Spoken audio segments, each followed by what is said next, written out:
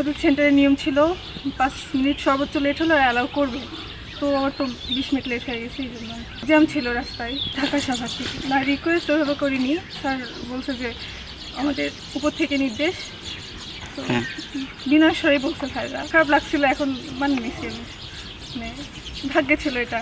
শেষ করে এরপর বাসে উঠে ঢাকা থেকে এখানে আসতে আসতে একটু দেরি হয়ে গেছে, রাস্তায় জ্যাম ছিল।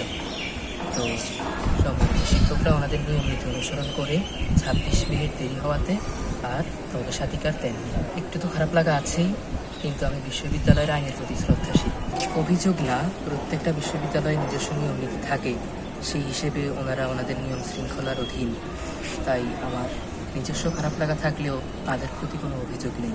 ব্যক্তিগত ক্ষেত্রে তো এই যে আজকে আমার ক্ষেত্রে সমস্যা হয়ে গেল, রাজশাহী আর কুমিল্লা কন্ট্রাডিকশন হয়ে গেল।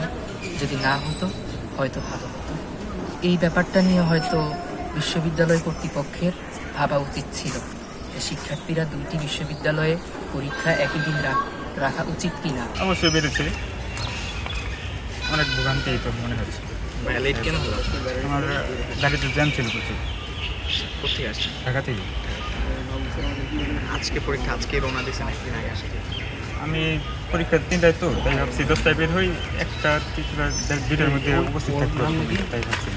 এই যে 20 মিনিট 26 মিনিট লেট হওয়াতে ঢুকতে দিল না, এ ব্যাপারে কী বলবো?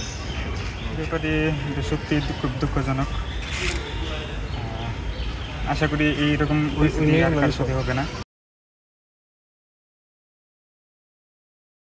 ওয়ালটন আবারও মিলিনিয়ার অফারে ওয়ালটন ফ্রিজ কিনে আপনিও হয়ে যেতে পারেন মিলিয়নিয়ার।